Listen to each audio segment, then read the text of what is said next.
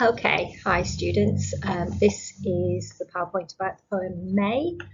You can see there it's composed in 1855 when Rossetti is 25, so quite young, possibly still fresh from her various romantic entanglements and disentanglements to which this poem may allude.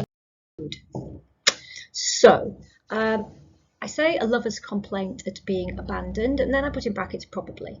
It's a very enigmatic poem. That is, it's puzzling and it's keeping its secrets, and it doesn't say anything that explicitly. And we can think about why that might be. So let's stick with probably a lover's complaint at being abandoned. And there are various things within the poem to support that reading. There are a series of enigmas. These are these puzzles where from the very beginning, the speaker of the poem says, I can't tell you these things. I cannot tell you how it was. I cannot tell you what it was. Okay, why can't the speaker tell you what it was? Well, if the answer is some sort of love affair, if it's to do with passion, then it's difficult to write about that, particularly if the speaker is female. Much greater stigma in Victorian society for women talking about their own sexual feelings, having any sort of passion, any sort of attraction to a man, and certainly if that man has led them on or in any way they thought they were going to be a couple and then they've been left and abandoned.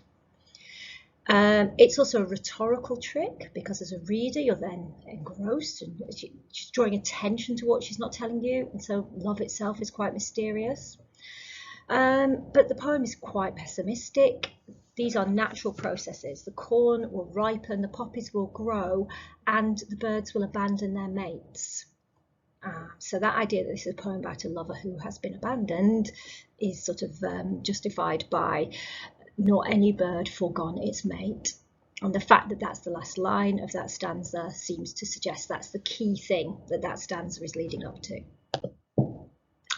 So some of the imagery or symbolism, all the figurative as well as literal imagery in the poem.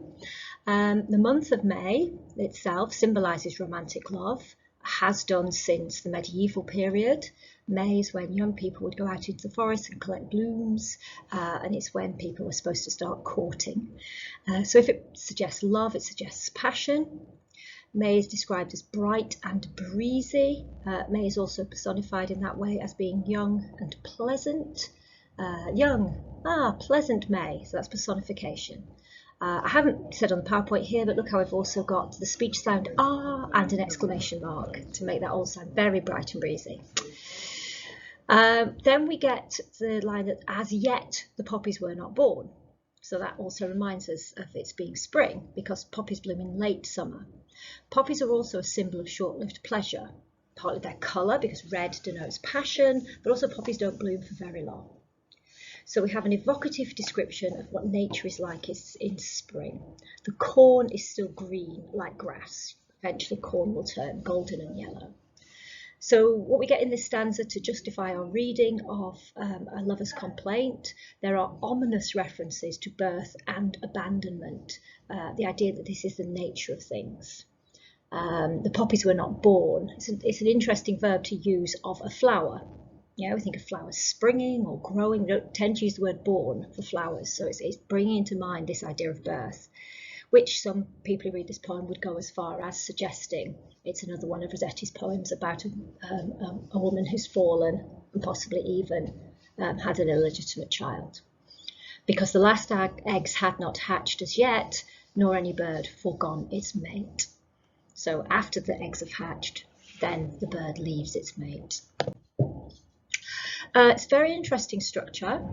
We have the first stanza of 8 lines, which is fairly regular, but then we have a second stanza of 5 lines. That's a very unusual stanza length. I have heard this poem referred to as a broken sonnet. 13 lines. Yeah, a sonnet is 14 lines. So, you know, why not call it a broken sonnet? It's not like we're making it up. Somebody has described it in that way. It's got iambic meter, regular 8-syllable lines. So it's not iambic pentameter, but it is iambic. Yeah, so it's shorter than a sonnet line. And Rossetti makes use of caesura. Remember, on its own, don't say anything about caesura, but if you can say what the effect of it is, I cannot tell you how it was, but this I know, it came to pass. Yeah, so that little pause perhaps adds to the enigma and the suspense. Is she going to tell us what's happening? Then in line 4, when May was young, pleasant May. A slight sound of maybe regret now. Yeah, the voice reminiscing and remembering that May was pleasant. And if May was love and passion and having a gentleman who loved you back, that was pleasant. And then in line 10, but this I know, it did but pass. Okay, that reminds us of the line 2, which it sort of echoes and mirrors. The regularity of the meter gives the poem the sort of sense, sounds a bit like nursery rhyme or a folk song. That kind of length and that rhythm you often get in those sorts of songs, which gives it a sort of simple, yeah, deceptively simple. Rossetti's poetry is often appears simple, but it's got a lot going on. So, got the rhyme scheme, which is couplets, yeah, which is not what you'd get in a sonnet. But once again, if you don't say anything useful about that, you look at what then happens in those couplets. So the A rhyme and the D rhyme are half rhymes. Was rhymes with pass, yet rhymes with mate. So what can we say about that? We can say it adds to the poem's uneasy mood before we even know what's wrong. So that's what the sound, being slightly not as full as we would expect, makes us feel a bit like, oh, something's not quite harmonious. Stanza 2 starts the same again, so you kind of think, oh, here we go, another stanza, but then we just get this final extra B line, rhyming B, which really slows down the ending, as does the fact that we have old and cold, so that internal rhyme slows things down, as does the 3 clauses as well. Try not to mention punctuation. Look at what punctuation tells you. It tells you there's 3 clauses, and left me old and cold and grey. So some more techniques, as often is the case in Rossetti, the very simple technique of repetition is used to great effect. Using this term as yet creates foreshadowing in the poem. As yet the puppies were not born, the last eggs had not hatched as yet. So we know the speaker's looking back on a time that's long past. Which brings us to pass and past. So in the second stanza, it did but pass, it passed away. Because as we're well aware, that's a euphemism for dying. Yep, creates a stronger, mournful tone. In the first stanza, when it says it came to pass, we know that expression, it just means this is something that happened. But in the second stanza, it gathers this stronger metaphorical meaning.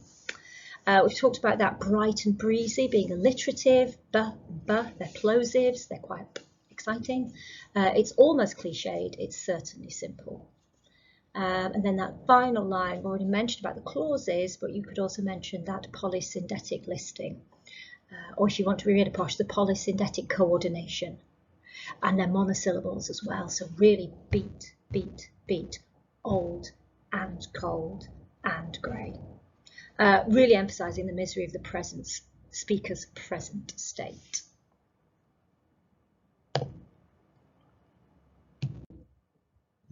Okay, so some of the words and maybe their meanings. I mentioned it when we were talking about the poppies, not yet born. That's literal connotations of the result of sex. Tender corn is quite a suggestive adjective. In a poem without many, yeah, not a lot of description, not a lot of hints of what's going on. So was the speaker tender, or was their lover tender? Yeah, it's a word we associate with love. And there's a double meaning of left me.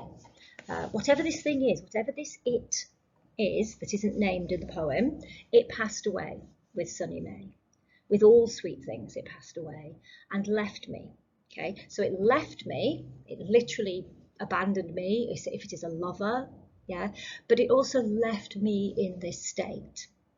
So I hope you can understand the slightly 2 meanings of left me there. It left me to this way of being now, old and cold and grey. So what's going on with the voice, the speaking voice? It's a first person addressing a reader or a listener, not the lover. Yeah, I cannot tell you. So we're a sort of auditor to the poem. That creates this confessional tone, as if maybe we've asked, as if we've said, what is it? What happened? Yeah, and she says, oh, I cannot tell you. Ah, pleasant May. Yeah, so we've got that exclamation mark and the speech sound. Rueful is a nice word. Ironic. Yeah, May was pleasant, but look what's come next. It's reasonable to read as a woman's voice, especially with that end line being old and cold and grey.